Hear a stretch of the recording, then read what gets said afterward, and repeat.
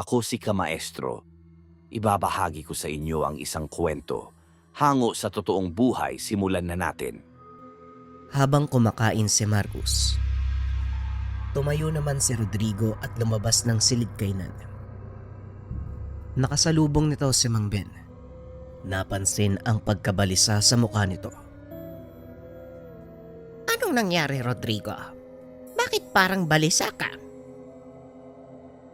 Tanong ni Mang Ben.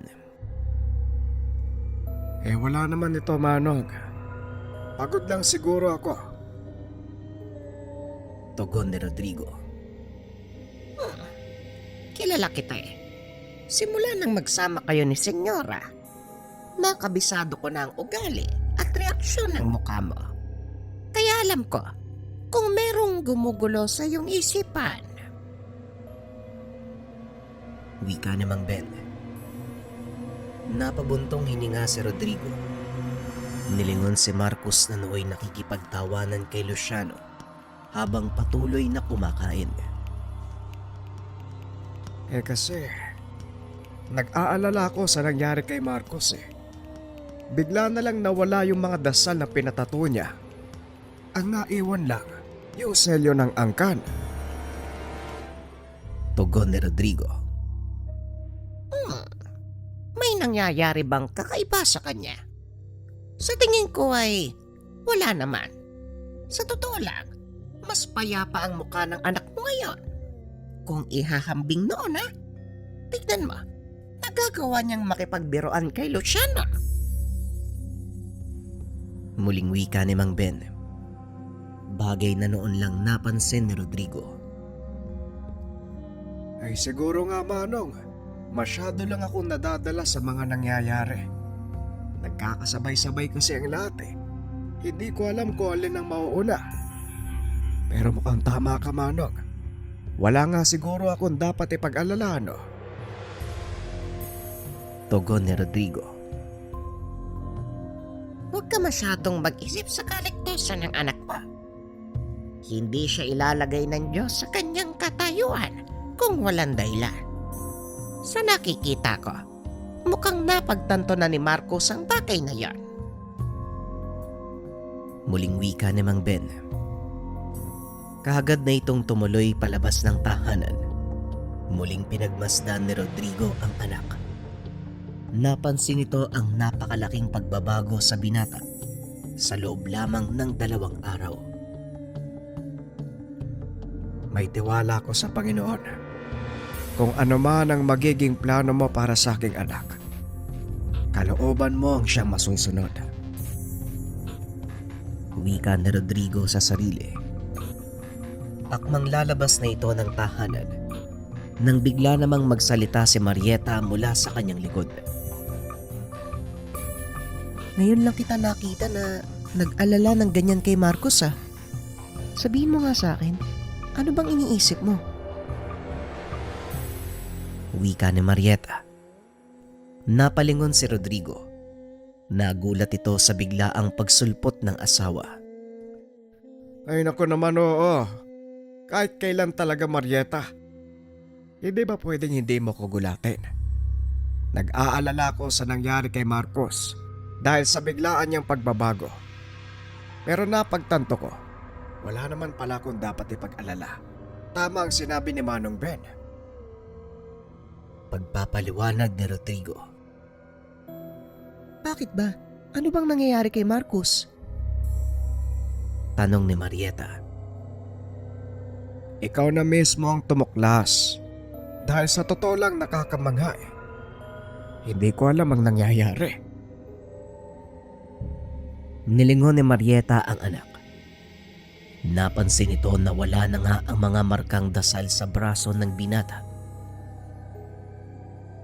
Kung hindi ako nagkakamali, talagang merong kakaibang nangyari sa anak mo. Nakakaramdam ako ng kakaibang aura mula nang magising siya. Hanggang ngayon nararamdaman ko pa din. Pero hindi ako sigurado kung sa kanya nga nanggagaling. Tugon ni Marieta. Sabay na pinuntahan ng mag-asawa si Marcos sa kusina. Patuloy pa din ito sa pakikipag-usap kay Luciano. Napaangat ng tingin ng binata nang mapansin ang mga magulang. Nay! Tay! Bakit po? May problema po ba? Tanong ni Marcos. Nagkatinginan ang mag-asawa dahil nakumpirma ng mga ito na kay Marcos nga nang gagaling ang malakas na orang nararamdaman ni Marieta. Sabihin mo nga sa amin, Marcos, anong nangyari nung natutulog ka? Tanong ni Marieta, sabay upo sa harap ng binata. Hindi po ako sigurado pero sa pagkakaalam ko, merong isang nilalang na nagpaalala sa akin tungkol sa kahalagahan ng buhay ko. Napagtanto ko yung totoong dahilan kung bakit ako may ganitong kakayahan. Sa ngayon ay ang nasa isip ko lang, tuluyan ang tapusin ang kaguluhang ito. Isa lang naman yung gusto ko yung mamuhay ng mapayapa. Tugon ni Marcos. Saka pa lamang naramdaman ni Luciano ang kakaibang aura ng kaibigan. Mukhang malaking pagbabago nga ang naidulot ng panaginip na yon kay Marcos Pero hindi magtatagal. Susugod na ang puwersa ni Lutchebar. Handa na akong makipagsagupan sa kanila. Wika ni Luciano. Maging ako, Luciano. Handa na ako sa mga mangyayari. Ito ang tadhanang nakahain para sa akin at ang tungkulin kong inilaan ng Panginoon. Handa akong gampanan nito. Maging kapalit pa ang buhay ko. Tugon ni Marcos. Habang naririnig ito ng mga magulang, napagtanto ng mga ito na tila ibang tao na ang nagsasalita.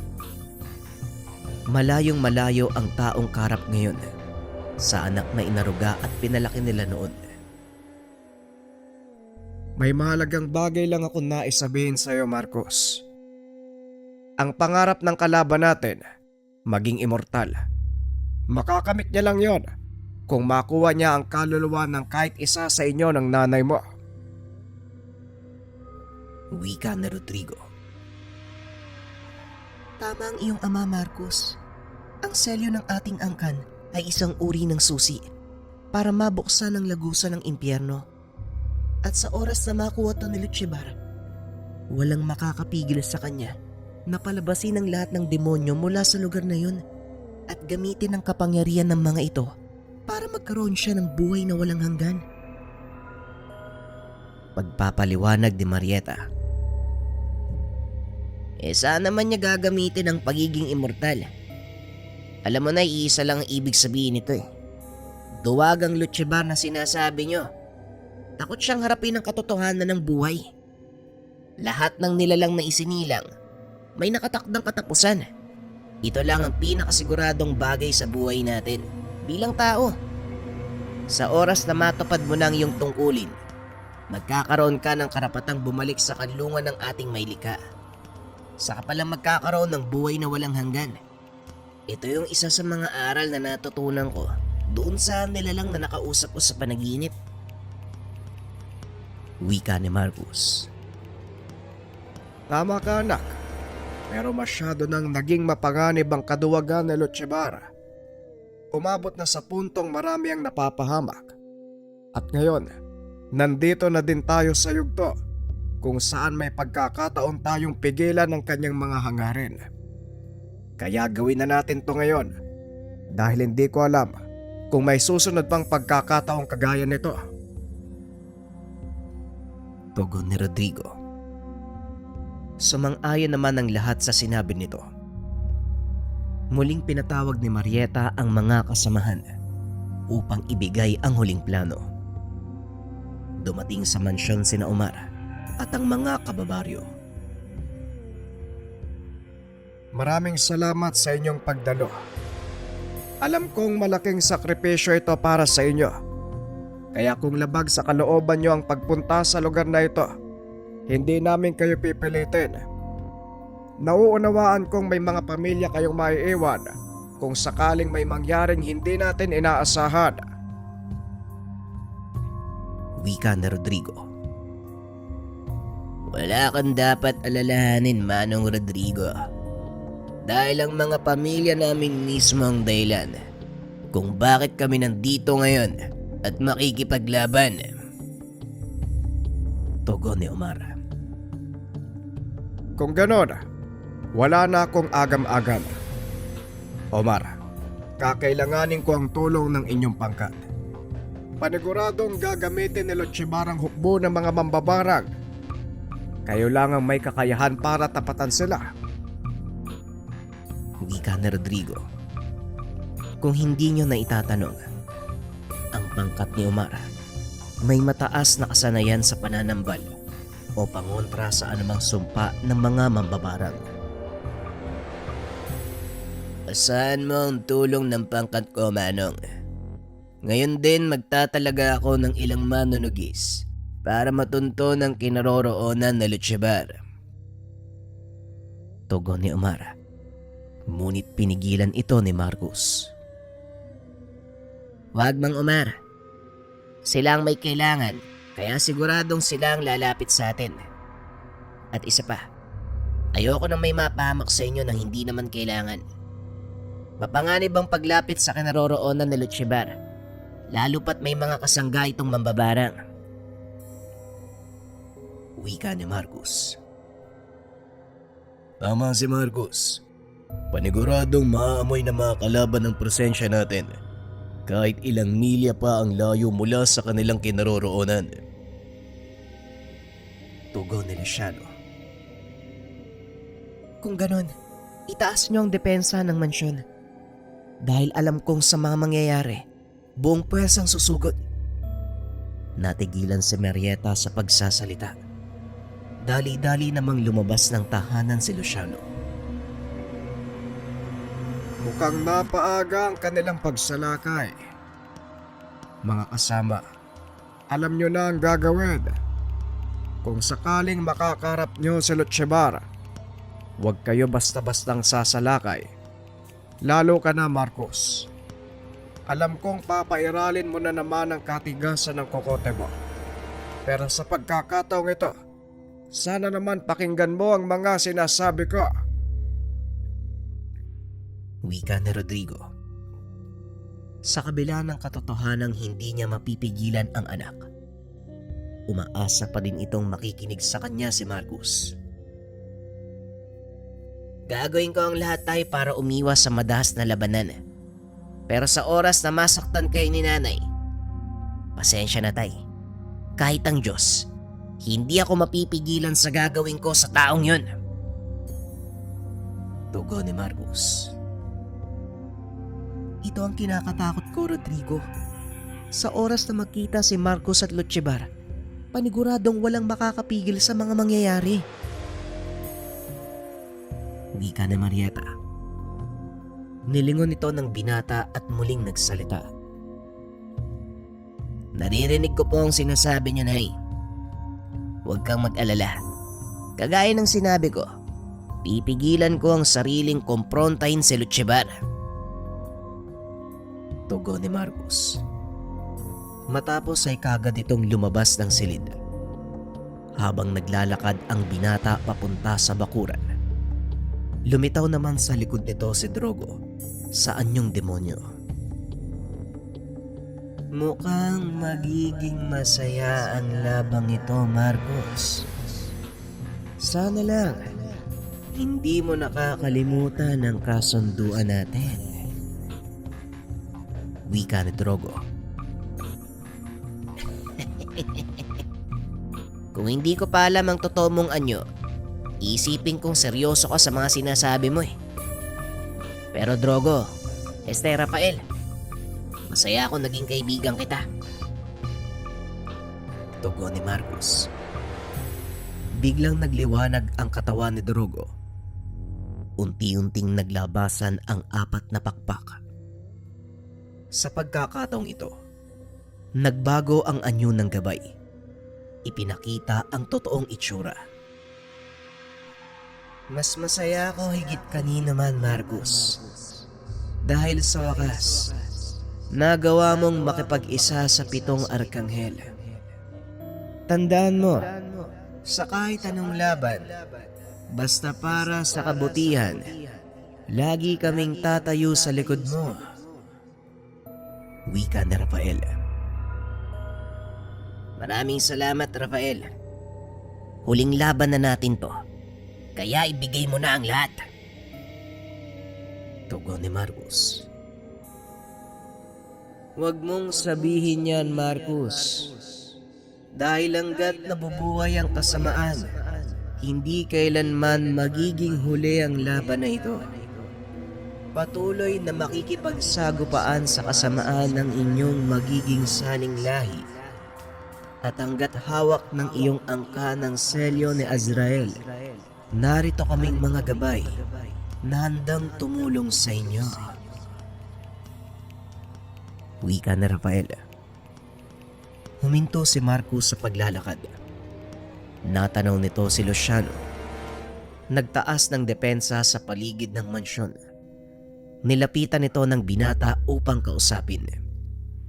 Anong ginagawa mo dito, Marcos? Hindi ba dapat nasa loob ka ng bahay? Tanong ni Luciano.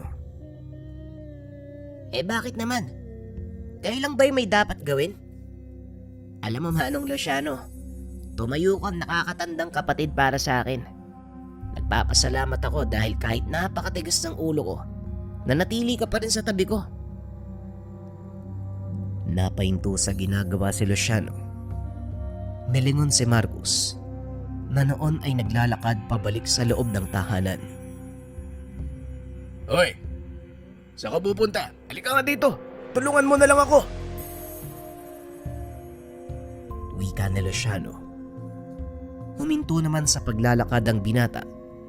Tumugon habang nakatalikod. Hindi na. Kaya mo na yan. At saka may gagawin pa ako. Tugon ng binata. Pinipigilan ang sarili sa pag-iyak. Ibabalik ko sa iyo ang sinabi mo sa akin. Kung hindi kita kilala, iisipin kong ibang tao ang kausap ko ngayon. Wika ni Rafael. Ha? Bakit naman? Bakit mo nasabi yan? Tanong ni Marcos. Sa tagal nating nagsama, ngayon ko lang nakitang umiyak ka. Wika ni Rafael. Matapos ay kagad na itong naglaho. Tumingala ang binata. Nakita ang inang nakatayo sa pasilyo ng bahay. Nagkatitigan ng dalawa. Bumalik kay Marcos ang mga alaala nung bata at kapiling pa ang ina.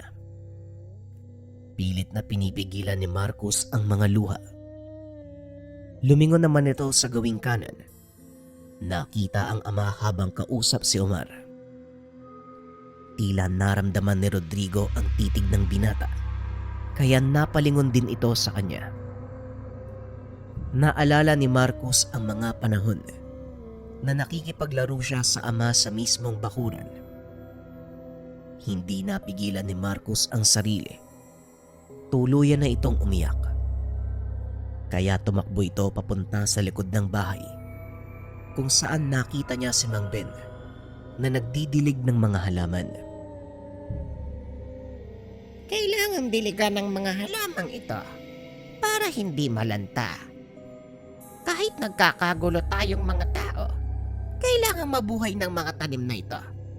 Wala naman silang kinalaman sa sigalot ng mundo. Wika ni Mang Ben. Pasimple namang nagpahid ng luha ang binata at nagsalita. Oo nga po, Manong. Nasisira lang yan dahil sa kagagawan natin eh. Mang Ben, marami pong salamat sa pag-aalaga sa lahat ng nandito ha. Matagal na panahong nawala kami pero ni minsan, hindi mo iniwan ang mansyon. Tugon ni Marcos. Yun kasi ang pinangako ko sa lolo Margalyo mo. Bago siya tuluyang na maalam, nakakalungkot lang na hindi niya na nakita ang paglaki mo. Siguradong matutuwa yun. Wika ni Mang Ben. Siguro nga, Manong. Pero alam ko pagdating ng panahon, magkikita-kita tayo sa isang lugar. At pag dumating ang panahon na yon, wala nang kaguluhan. Pati sakit na mararanasan. Sige, Manong, maiwan ko na kayo. Wika ni Marcos. Nagkipit balikat na lang si Mang Ben. Dahil hindi nito maunawaan ang sinasabi ni Marcos. Muling pumasok ang binata sa loob ng mansyon. Nakita nitong nag-uusap ang mga kasama. Natapos ko nang itaas ang depensa ng mansyon. Kung sakaling magsimula ng lumusob ang pangkat ni Lucibar, kaagad nating mapipigilan. Wika na Luciano. Magaling, Luciano. Maraming salamat sa ginawa mo. Wika ni Rodrigo. Nakapalibot na din sa buong mansyon ng mga kasamaan ko. Ano mang pag-atake mula sa mamambabarang, kaagad nilang maharang. Wika ni Omar. Maraming salamat, Omar. Huling laban na natin to. At sana, ipag-adya ng Diyos na manalo tayo sa laban. Tandaan niyo lang ang lahat ng gagawin natin ay para sa ikabubuti ng lahat. Wika ni Marieta. Nakaramdam sila ng mahinang pagyanig. Eto na. Nagsisimula na silang kumilos sa labas. Magsipaghanda na kayo. Wika ni Rodrigo. Bagyang tumahimik ang paligid.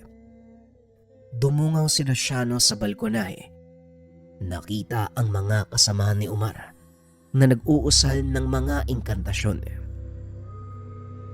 Biglang dumilim ang paligid. Maging ang mga nakasinding solo sa loob ng mansyon.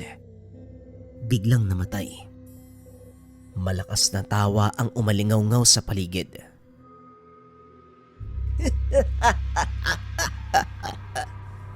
Tingnan mo nga naman.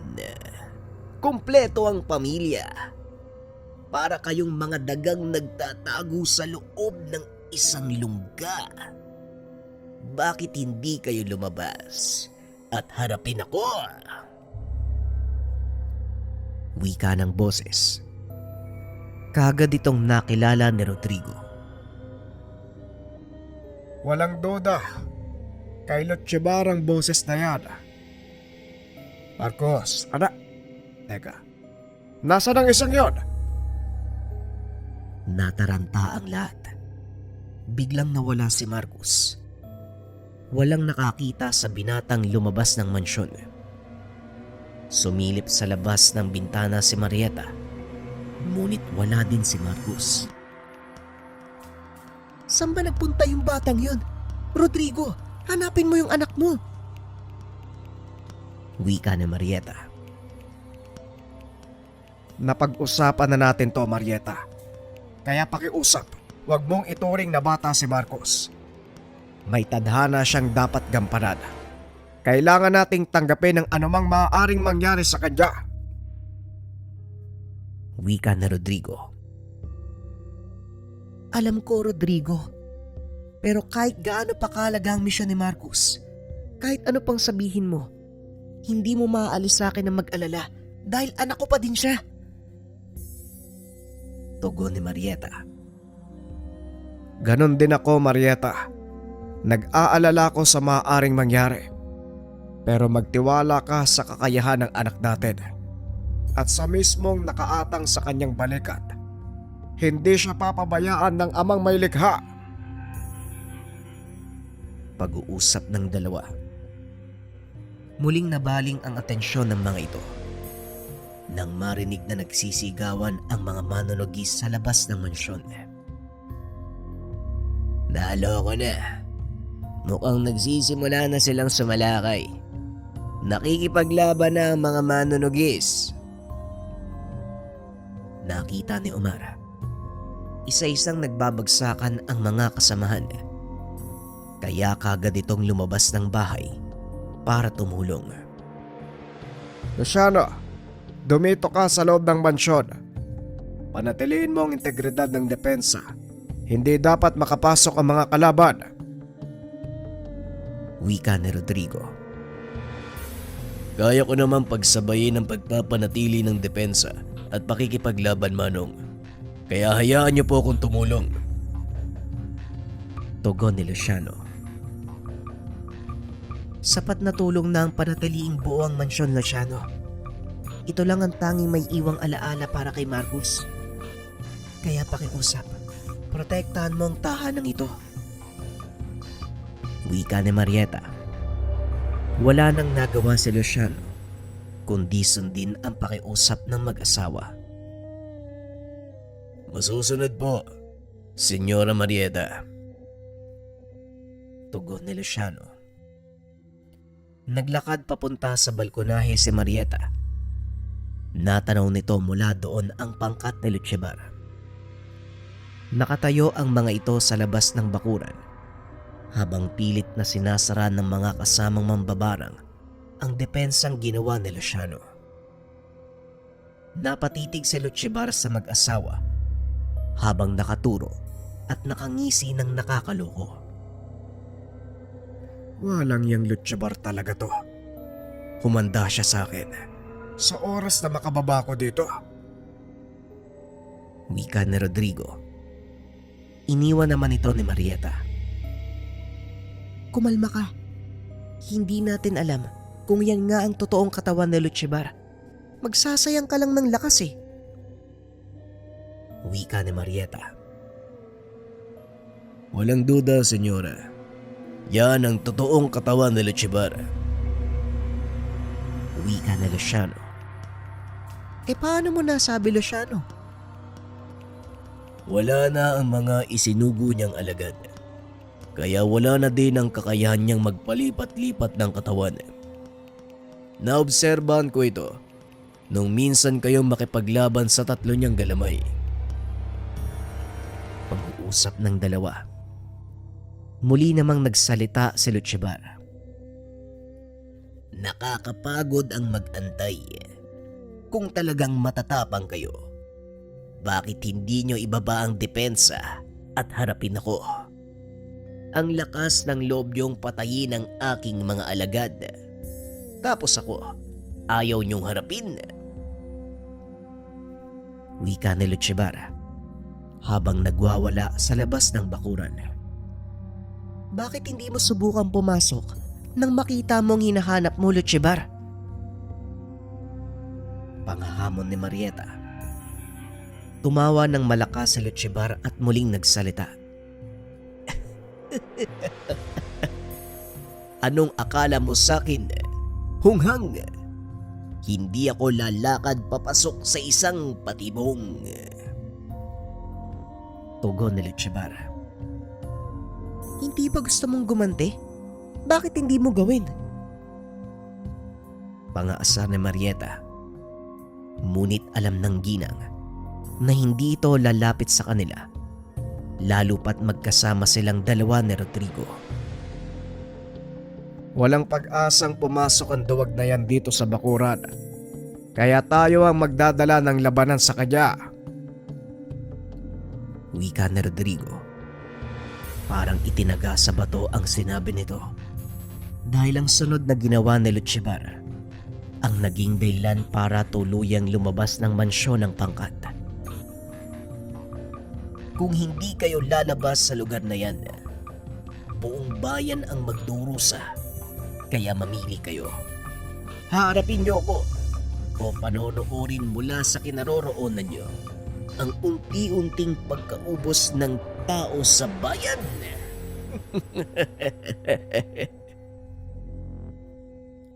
Wika ni Lutyebar. Wala kang kasing duwag, Lutyebar. Bakit kailangan mo pang idamay ang mga inosenteng tao? Wala silang kinalaman sa sigalot na ito. Wika ni Rodrigo. Ngunit tinawanan lang ni Lutyebar ang sinabi nito.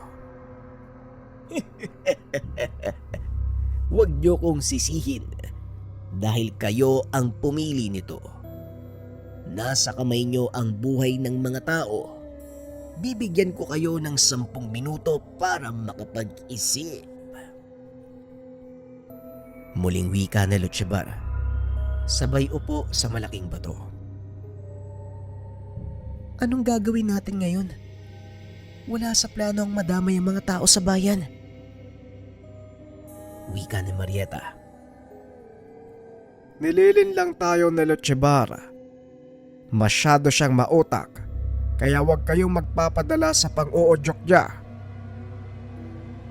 Wika ni Rodrigo. Eh paano kung totohanin niya yung banta? Rodrigo, marami ang madadamay. Pag-uusap ng dalawa. Sa pagkakataong ito ay sumabat sa usapan si Luciano. Tama po ang sinabi ni Senyora Manong Rodrigo. Maaaring totohanin ang sukab na yan ng kanyang banta. Tignan mo ang dami ng mga tauhang nakapaligid sa kanya. Hindi aabuti ng isang oras para tuluyan nilang mawasak ang buong bayan. Kaya mas makakabuti kung tatalima tayo sa sinabi niya. Wika ni Luciano. May naisip akong paraan.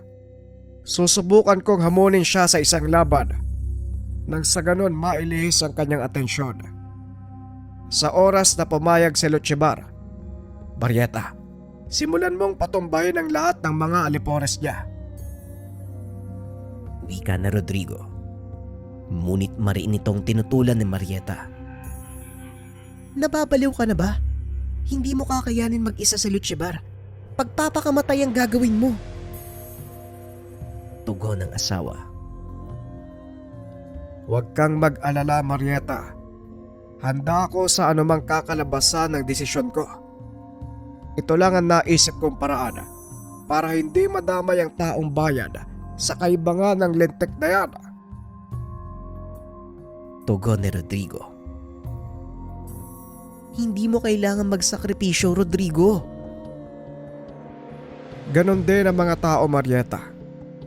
Wala silang kamuwang-muwang sa mga nangyayari. Hidwaan ito sa pagitan ng angka natin at ni Lutsebar. Kaya walang dapat madamay o ibang buhay na magsakripisyo. Wala na tayong dapat pag-usapan. Buo na ang pasya ko. Tugon ni Rodrigo. Matapos magsalita ay kagad nitong kinausap si Lutsebar. Makinig ka, Lutsebar. Walang kailangan madamay dito. Kaya hinahamon kita sa isang solong labanan. Biglang tumayo si Lutsebar at muling nagsalita.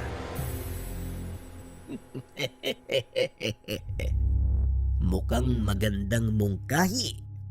Kung sabagay, malaki din ang atraso mo sa akin.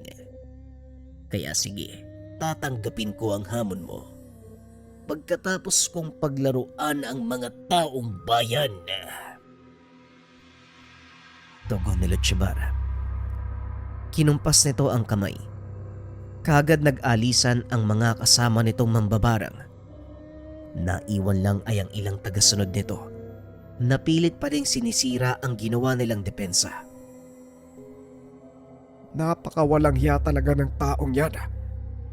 Luciano, ano nang lagay ng ating depensa? Wika ni Rodrigo. Wala kayong dapat ipag-alala, Manong. Hindi sila makakapasok sa mansyon. Tugon ni Luciano.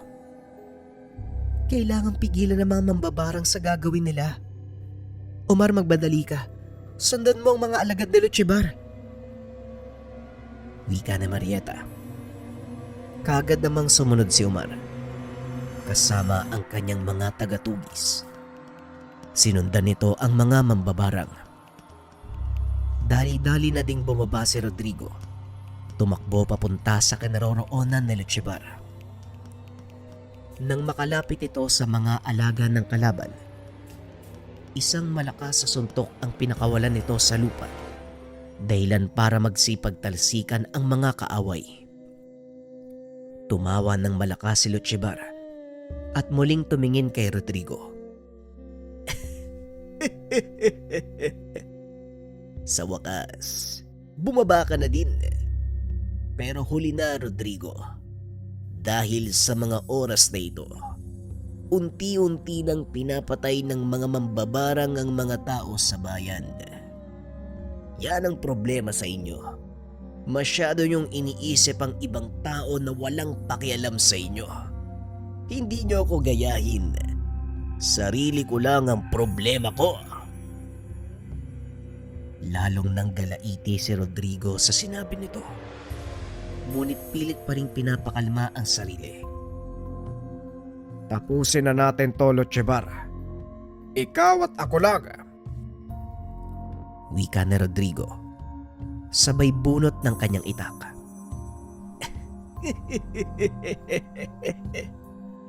Oo, talagang tatapusin na natin ang labang ito. Pagkatapos ko sa'yo, isusunod ko ang anak mo at ang pinakamamahal mong asawa.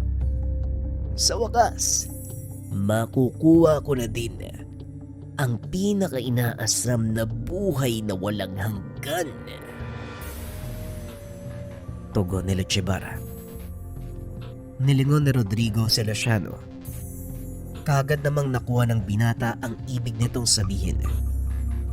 Lumikha ito ng maliit na lagusan sa pananggalang upang makadaan si Rodrigo. Nang makalabas na ito sa bakura ng mansyon, kagad na inutusan ni Lutchebar ang kanyang mga kawal upang sumugod. Parang mga gutom na hayop ang mga ito. Isa-isang nagtakbuhan papunta sa kinaroroonan ni Rodrigo. Ngunit hindi pa man nakakalapit, kagad na ding nagtalsikan. May ilang nakalusot, ngunit wala na ring nagawa dahil sa bilis ni Rodrigo.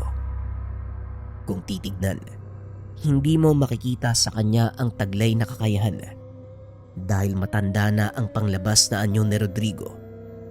Ngunit nananatili ang pisikal na lakas nito. Pagdating sa mano-manong pakikipaglaban, ipinakita ng Ginoo na wala pa ring makakapantay sa kanya. Magaling! Talaga nga namang napakahusay mo sa pakikipaglaban, Rodrigo. Pero anong magagawa ng galing na yan sa dami ng mga alagad ko? Tanong ni Lutchebar. Kung tutusin, kulang ang dala mong mga alipores dahil hindi man lang ako pinagpapawisan sa mga to. Tugon ni Rodrigo. Ikinumpas lang nito ang kamay. Namilipit sa sakit ang mga alagad ni Lutchebar. Bagay na hindi inaasahan ng Ginoo. Dahil ang mga tauhan ng kalaban ay pawang may hina ang kakayahan.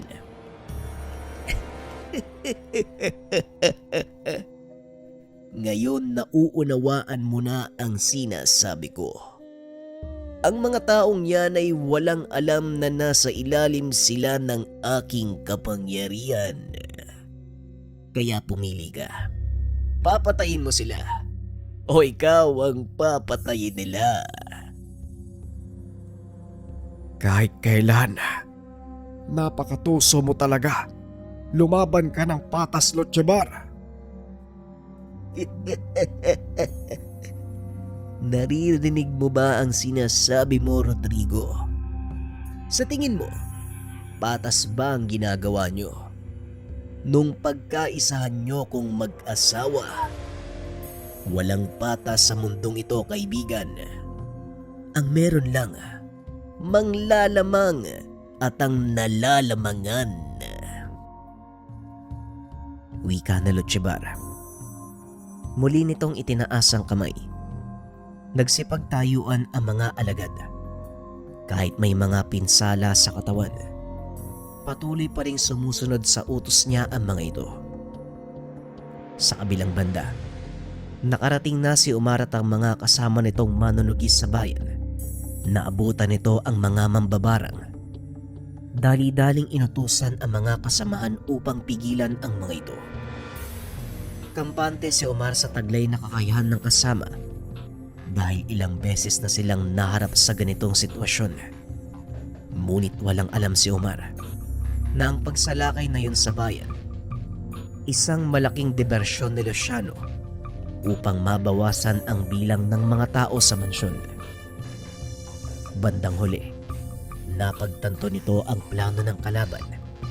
Dahil wala namang nangyayari sa mga tao, bigla ding naglaho ang mga mambabarang. Naloko na. Nalinlang na naman tayo. Mga kasama, bilisan nyo. Kailangan nating bumalik sa mansyon. Wika ni Omar. Ang totoong pakay ni Lochevar, mapasok ang mansyon at tuluyang makapunta sa ginawang musileo para kay Marieta. Dahil bukod sa naging himlayan ito ng katawan ng ginang, isa din itong natural na lagusan na maaari lang paganahin sa pamamagitan ng selyo ni Azrael. Patuloy na nakikipagbuno si Rodrigo sa mga tauhan ni Lochevar. Ngunit pilit itong iniiwasang makapatay dahil na din sa walang malay ang mga ito at nasa ilalim lang ng kapangyarihan ng kalaban. Habang nagaganap ang labanan, pasimple namang pumuslit si Lochevar dahil abala si Rodrigo. Hindi nito napansing wala na sa kinaroroonan ang pinuno ng mga kaaway. Nasepat naman ni Luciano na papalapit na ito sa trangkahan ng mansyon. Laking gulat ng binata dahil sa isang kumpas lang ng mga kamay nito, nagawa niyang sirain ang napakalakas na depensa. Patawad, Senyora Marieta. Nabigo akong protektahan ng mansyon. Hindi ko akalain na kaya niyang sirain ang depensa. Wika ni Luciano. Wala kang dapat ingi ng paumanhin, Luciano. Inaasahan kong mangyayari to. Alam ko ang totoong pakay ng taong yan. Ako na ang bahala. Tulungan mo ang manong Rodrigo mo. Wika ni Marieta. Mabilis na bumaba ang ginang at hinarap si Lochevar. Bigla naman itong huminto sa paglalakad nang makita si Marieta.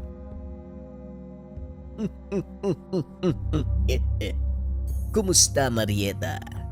Mahabang panahon din ang nakalipas simula nang huli tayong magkita. Tama ka.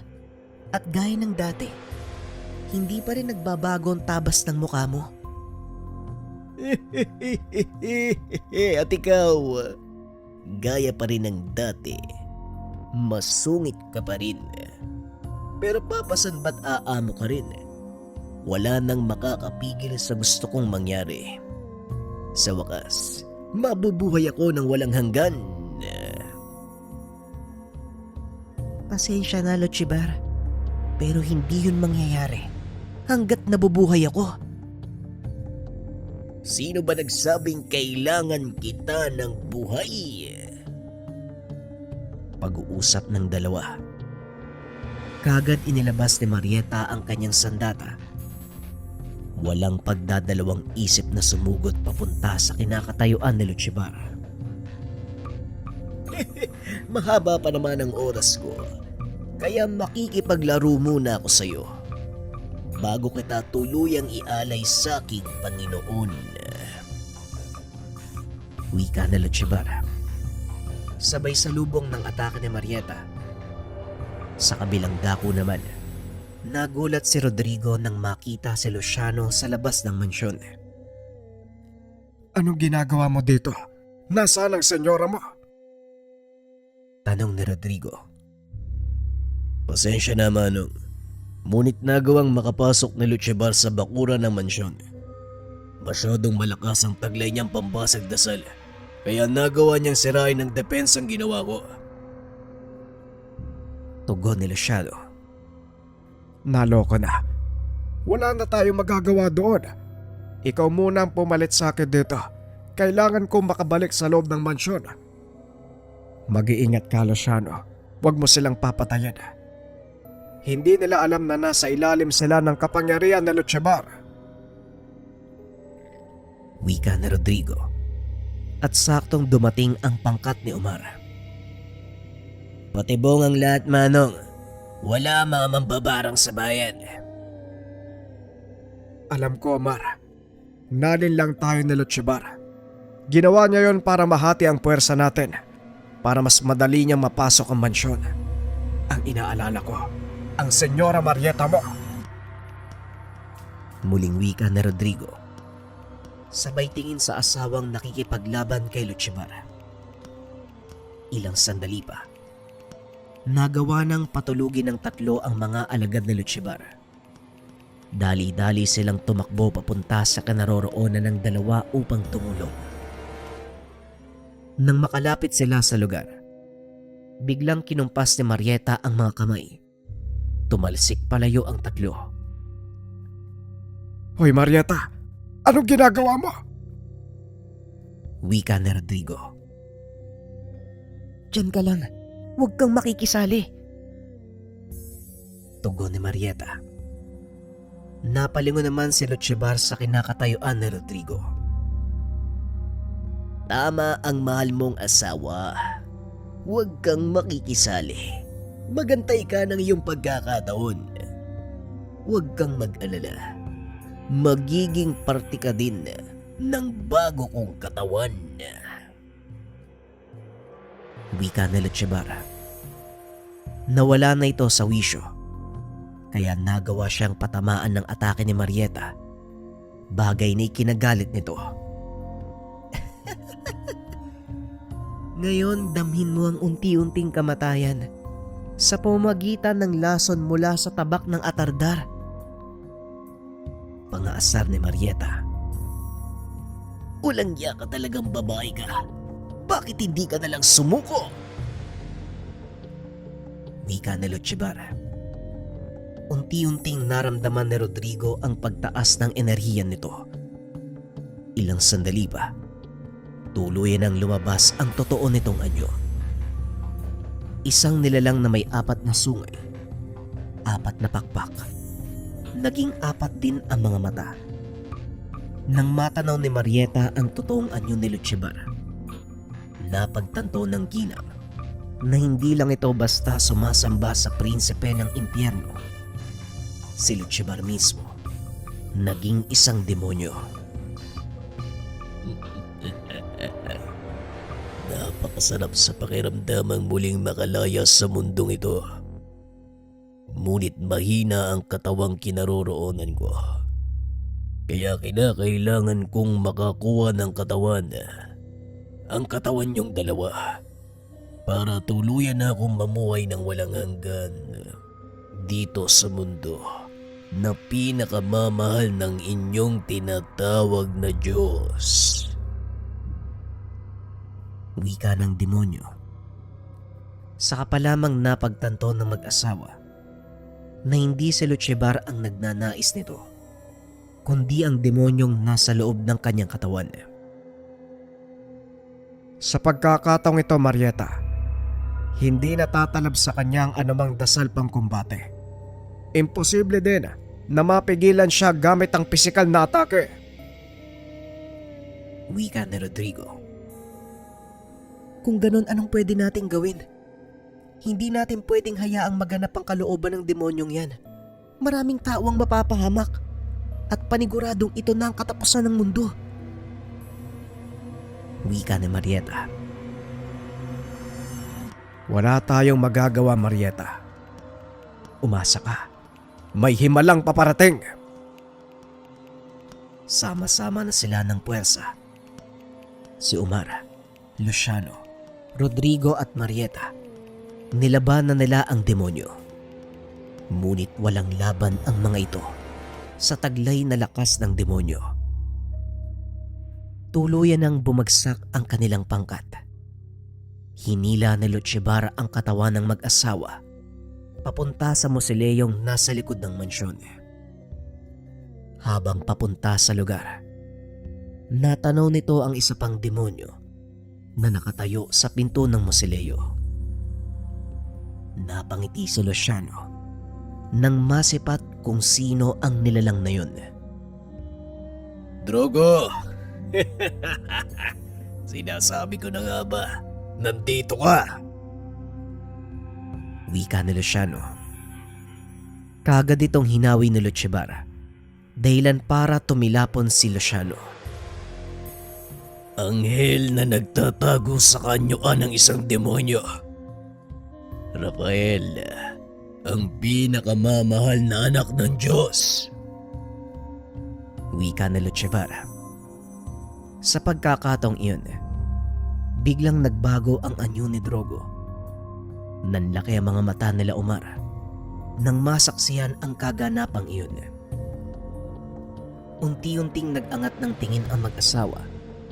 Nakita ang isang anghel na may 4 na pakpak, nakasuot ng magarang baluti. Lahat tayo binigyan ng pagkakataon ng Ama. Ngunit sinayang mo ang sayo. Amon, isa sa pinakamataas na arkangheles. Pero ipinagpalit mo ito para sa kakarampot na pagsamba ng mga tao. Wika ni Rafael. Wag na wag mong mababanggit ang pangalan niyan. Wala kang karapatan para usalin ang banal kong pangalan sa harapan ko. Huwag kang magmalinis, Rafael. Hindi mo ko malilinlag. Wika ng demonyong si Amon. Napag-alaman ng pangkat na ang demonyong ito ay ang prinsipe ng impyerno. Sadyang ang nilamon ka na ng kasamaan sa pagnanasang malamangan ng kapangyarihan ng kataas-taasang samahan ng mga angheles. Wala ka nang magagawa dahil pinadala na ng Diyos ang kanyang huling sugo. Pero hindi para gunawin ang mundo, kundi para tapusin ang kabuktutan mo. Tugon ni Rafael. Laking gulat ni Lutchevara nang biglang bumulusok paibaba ang isang nilalang. Hindi matukoy nila Omar kung sino ito dahil sa kakaibang enerhiyang nagmumula dito. Direkta itong tumama kay Lutchevara na naging dahilan para tumalsik palayo sa pinto ng mausoleo. Unti-unting gumuhit ang ngiti sa mukha ni Rodrigo nang mapagtanto na si Marcus ang nilalang na dumating. Para yan sa pananakit mo sa mga magulang ko. Nagkamali ka ng lapatan mo ng kamay ang nanay at tatay ko, demonyo. Wika ni Marcus. Marahang tumayo si Lutchevara. Nanlaki ang mga mata nang makita ang binata. Sino ka naman? Huwag mo sabihin ikaw.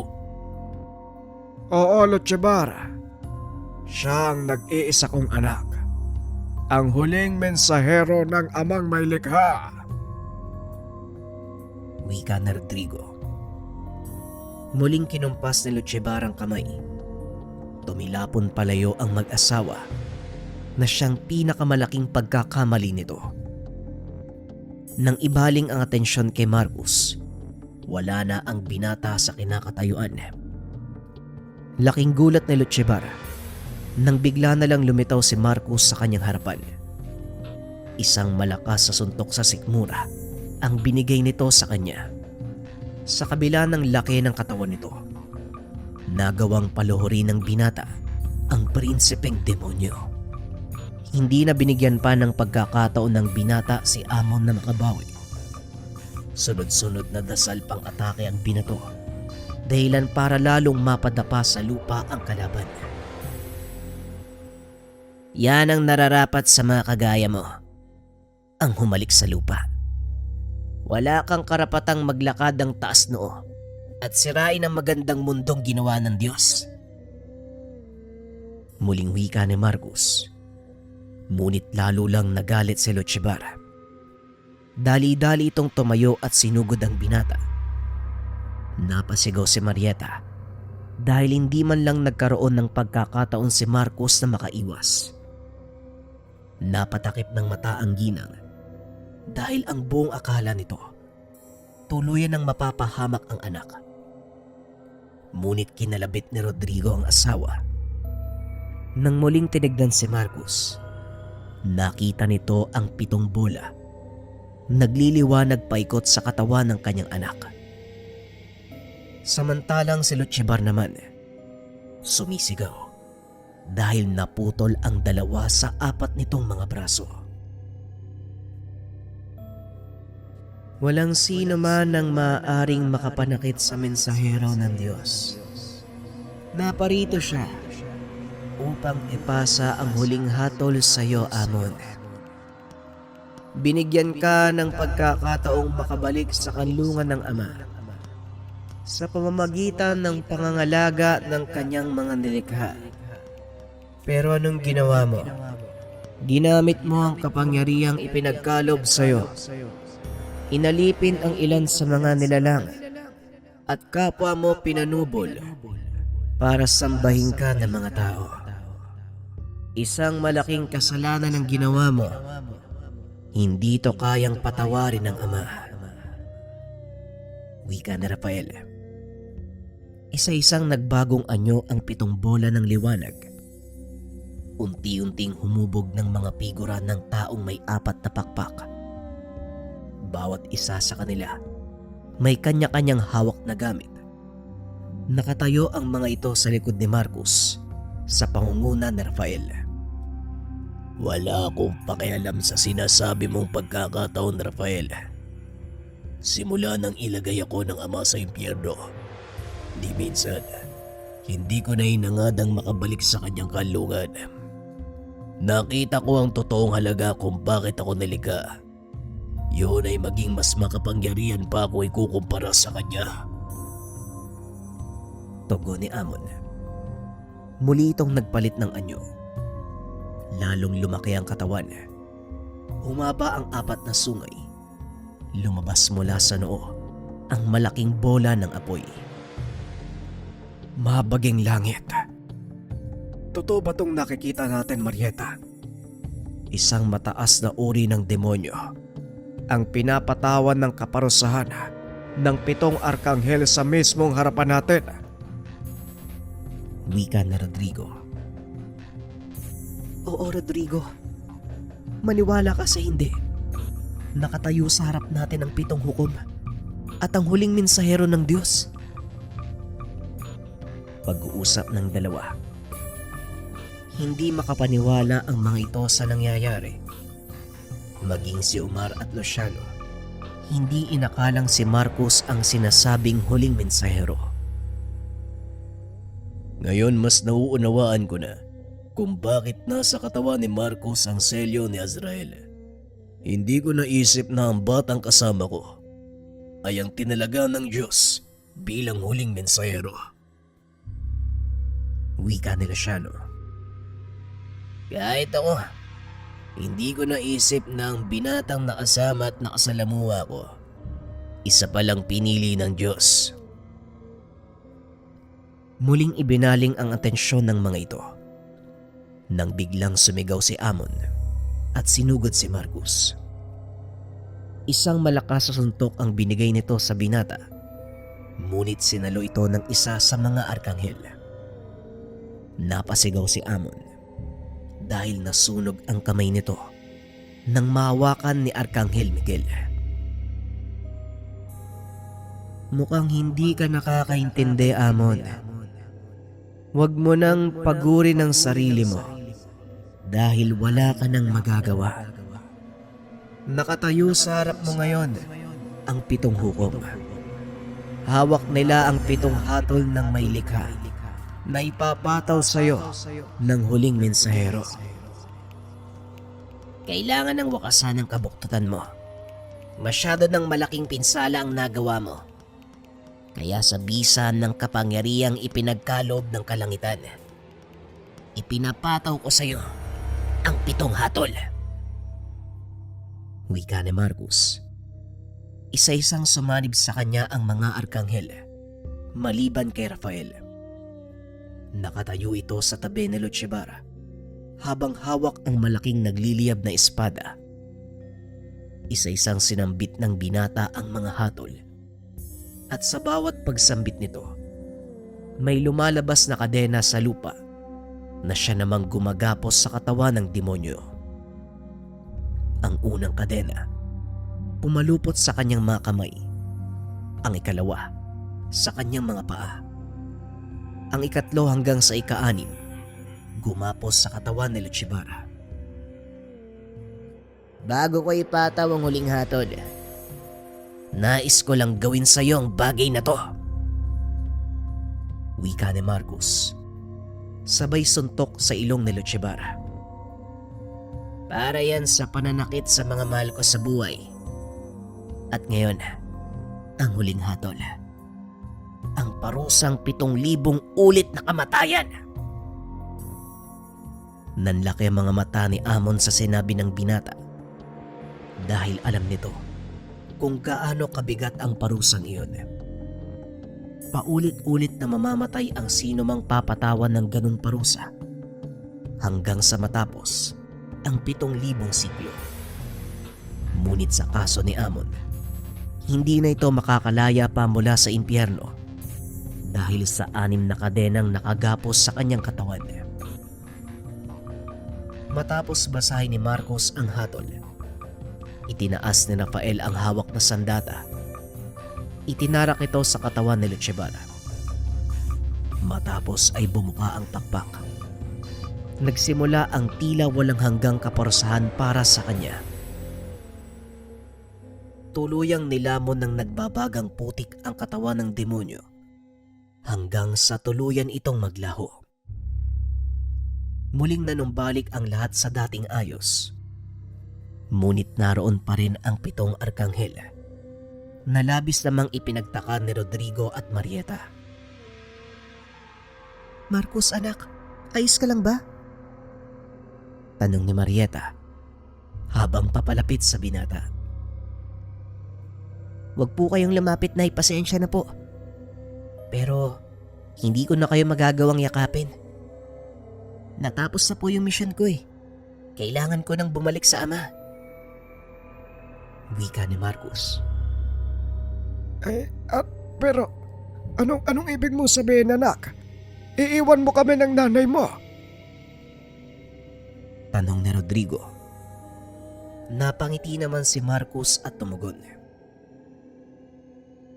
Hindi ko kayo iiwan. Pagbasdan niyo ang lugar na to, naiwan sa bawat sulok ng mansyon ng aking alaala. Kaya kahit saan man kayo magpunta, maaalala niyo ako. Tugon ni Marcos. Humagulgol ng iyak si Marieta dahil hindi man lang ito nagkaroon ng pagkakataong bumawi sa anak. At ngayong dumating na ang huling yugto, wala na siyang magagawa kundi pagmasdan ang mukha ng binata. Huwag kang umiyak, Nay. Wala kang dapat ikalungkot. Dahil hindi naman masama ang aking paglisan eh. Alam kong sa uli, magkikita pa din tayo. Aantayin ko kayo ni Tatay sa ipinangakong lugar ng ating tagapaglikha. Wika ni Marcos. Mula sa mismong musileo, lumabas ang isang lalaki at nagsalita. Tama ang iyong anak, Marieta. Huwag kang malulungkot dahil ang nangyari. Isang malaking tagumpay para sa sangkatauhan. Napangat ng tingin si Marieta. Napagtanto ang taong nagsasalita. Walang iba kung hindi ang kanyang ama. Maging si Marcos ay nagulat dahil pamilyar sa kanya ang boses na ito. Sandali lang. Kayo po ba yung boses na nagtanong sa akin tungkol sa kahalagahan ng buhay? Oo, ako nga po. At masaya akong nasagot mo ito ng buong katotohanan. Nagtagumpay ka at binabati kita. Masaya akong malaman na nagmula ka sa aking asan. Halika na. Nag-aantay ang kalangitan sa iyong pagbabalik sama. Hindi na nakapagsalita ang mga kasama ni Marcos. Unti-unti nang binalot ng nakakabulag na liwanag ang binata hanggang sa tuluyan itong maglaho kasama ang 7 arkanghel. Biglang napalitan ng kaligayahan ang lungkot na nararamdaman ni Marieta dahil alam nito kasama ng anak ang kanyang pinakamamahal na ama. Matapos ang kaganapang iyon, mas lalong naging malapit ang samahan sa pagitan ni Omar at Rodrigo. Bagaman maraming pagsubok na dinaanan, naging masaya ang mga ito. Dahil ngayon, tinatamasa nila ang buhay na minsang pinangarap ni Marcus. At bilang tanda ng pag-alala sa binata, ipinagawa ni Rodrigo ang dating mausoleo. Naging dambana ito kung saan taon-taon nilang inaalala ang kabayanihan at sakripisyo ng kanilang anak. Hindi lubos akalain ng mag-asawa na ganon ang magiging tadhana ng kanilang anak. Sa kabila ng pagkawala ni Marcus, naiwan naman sa puso ng mga mahal sa buhay ang kanyang kadakilaan na laging ginugunita ng mga ito.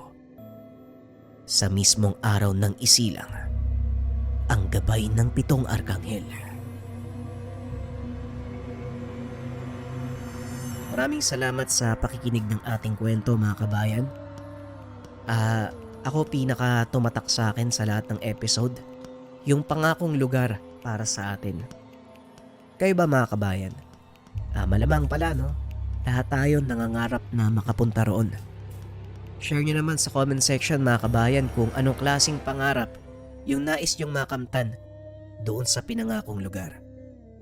Muli, abangan natin ang mga susunod na kwento. Paalam.